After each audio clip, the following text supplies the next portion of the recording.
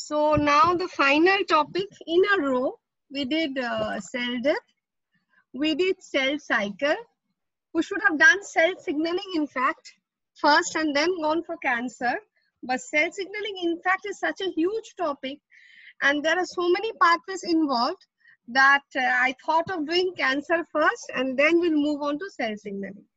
So the first picture that you see here is a compilation of the cell cycle regulators and the cell death regulators. So let us not look into all the proteins. Let us look into the proteins which you people know. So you can see there is P53 sitting. You have read about P21. You have read about RB. Okay. And these are the red boxes. If you look into the green boxes, you have read about cyclin D, CDK4. You have read about RAS.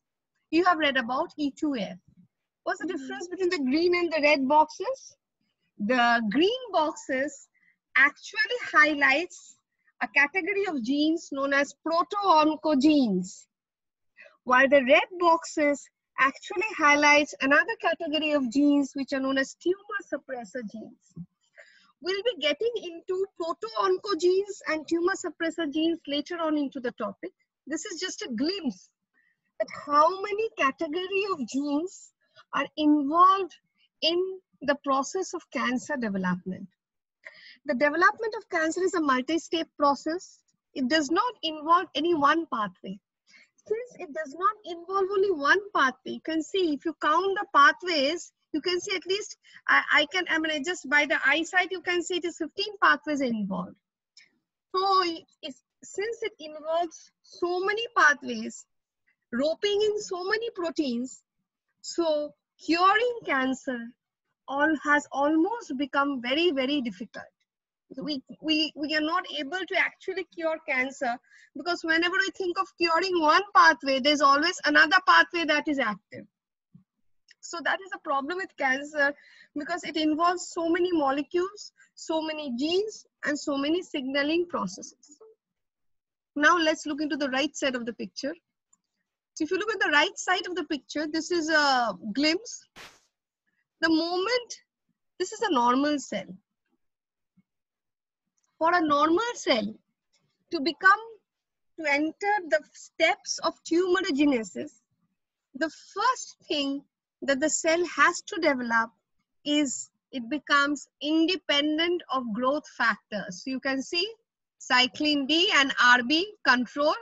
So the cancer cells takes control of either cyclin D or takes controls of either retinoblastoma or it can take control of both.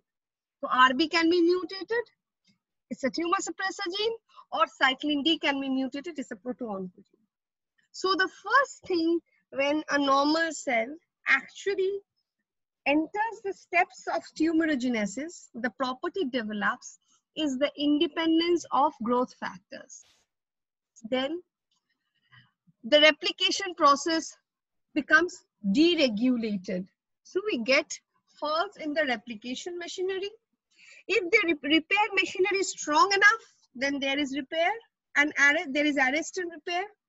If the repair is not strong enough, but the cell death pathway is strong enough, then there is apoptosis. If, however, proteins of either category are mutated, then neither happens and the cell proceeds.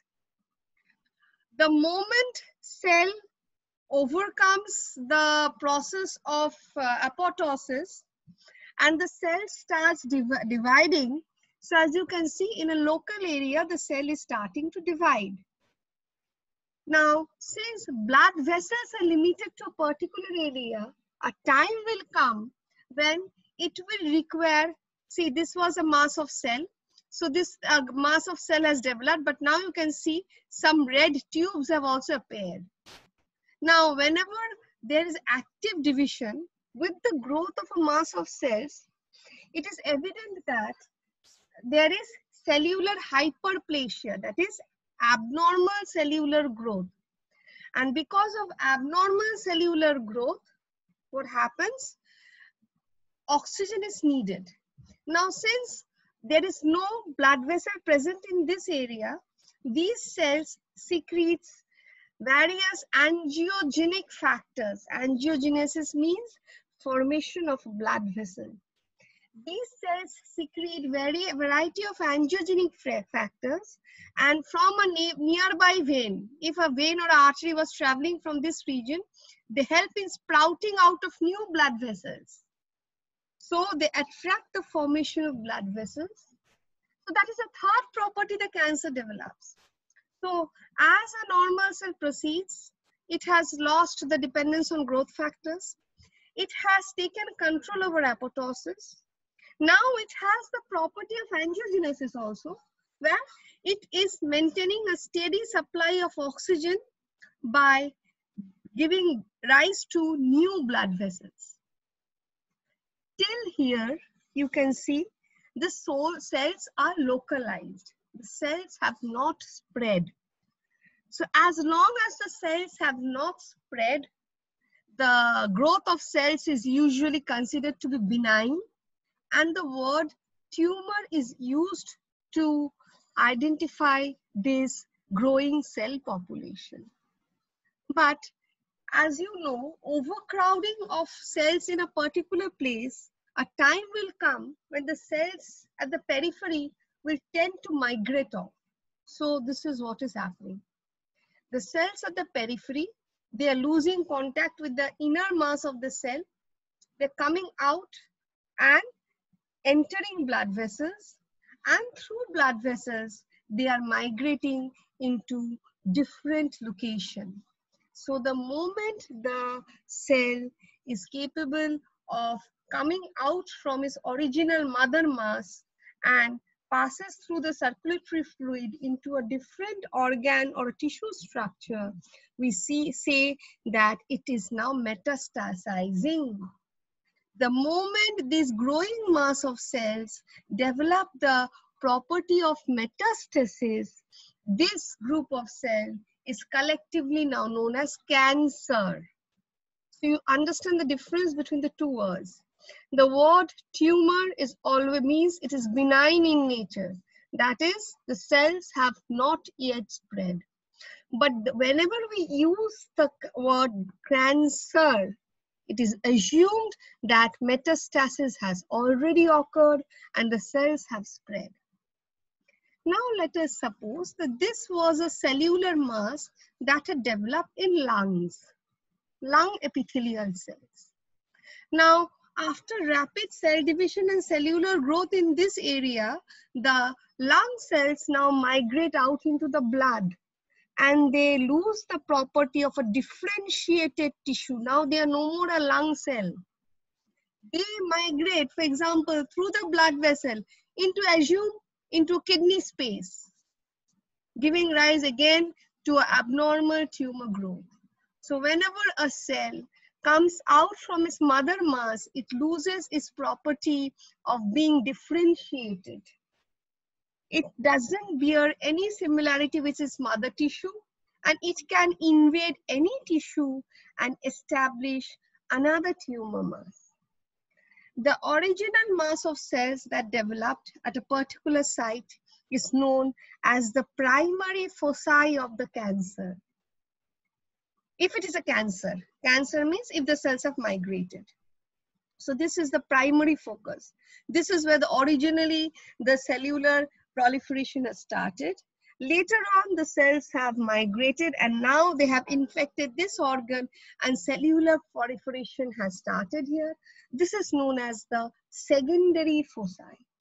So depending on where the initial cellular mass is always known as the primary foci, and from there, when it migrates to different organs, in those organs, the cellular mass is known as secondary foci.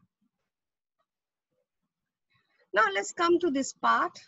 If you look into the history of the word cancer was first coined by Hippocrates, so you can assume how backdated this particular disease started. And he actually applied the term carcinose or carcinoma. And that the Latin for carcinoma is known as cancer. So you can understand, so we move back to the Roman Greek times when first such kind of abnormal tissue growth was seen. So from those times, just like our normal cells have evolved, the cancer cells have also evolved. And hence, the evolution of cancer cell, in otherwise words, is also known as a microevolutionary process, because a cancer cell cannot sustain outside a body. It needs a living body to sustain, and when it sustains, it has its own microenvironment suitable or suiting its need. So the process is known as the cancer microevolutionary process. If I look into the human genome, this is a rough estimate of the human genome. The whole genome has 3.2 million base pairs of DNA. It's a fact. And the estimated mutation rate is 1 nucleotide per 10 to the power 9 nucleotides per DNA replication. So in every replication cycle, there is a 3 nucleotide change. This is a normal mutation rate that occurs in every humans, in every generation. This happens. Now, from these 3.2 million base pairs of DNA, we have only 30,000 genes. And from these 30,000 genes, we have, for this, from this, now I should have said, for this 30,000 genes, we have around 1,20,000 primary mRNA transcripts. And from that 1,20,000 primary mRNA transcripts, we have 2,50,000 kinds of proteins. Can see, and 10 lakh kinds of modified proteins.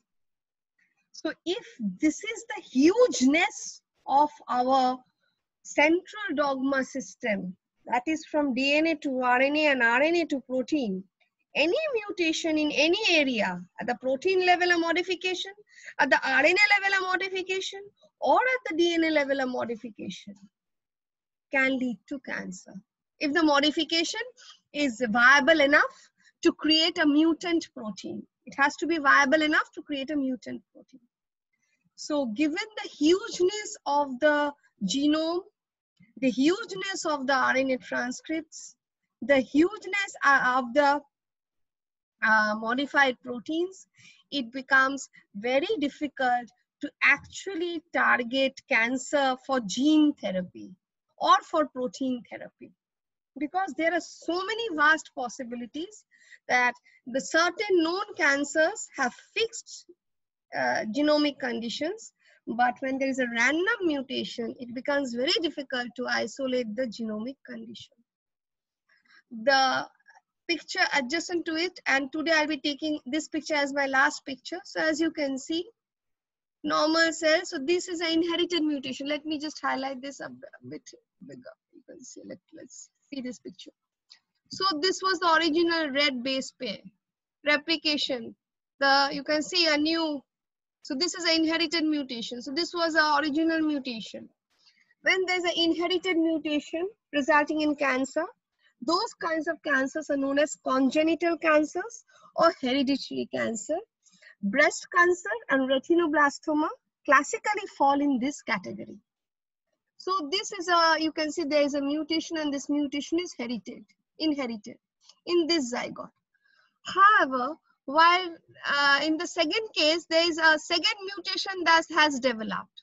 Now you see, this was inherited, no further mutations developed, no such changes was observed. So this was a recessive allele. There is a normal dominant counterpart. The dominant counterpart is for providing the functional protein. So even if this provides a mutated protein, doesn't matter. But when two or more mutations sets in, genomic instability starts setting in. The genome starts getting unstable. For example, at the promoter region, there was one methylation that was inherited. Suddenly there are now 100 methylations. So the promoter becomes unstable, and the promoter will not now be able to react with RNA polymerase. So automatically the gene gets silenced. This happens in a very classical syndrome known as Fragile X syndrome. So accumulation of genetic or genomic instability actually leads into cancer. It is true that when you have a hereditary mutation, you are susceptible to a cancerous condition, but that doesn't mean that you will have cancer. You are simply susceptible to that condition. To develop it into a cancer, further mutations accumulate, resulting in genomic stability. So today I'll be ending my class here.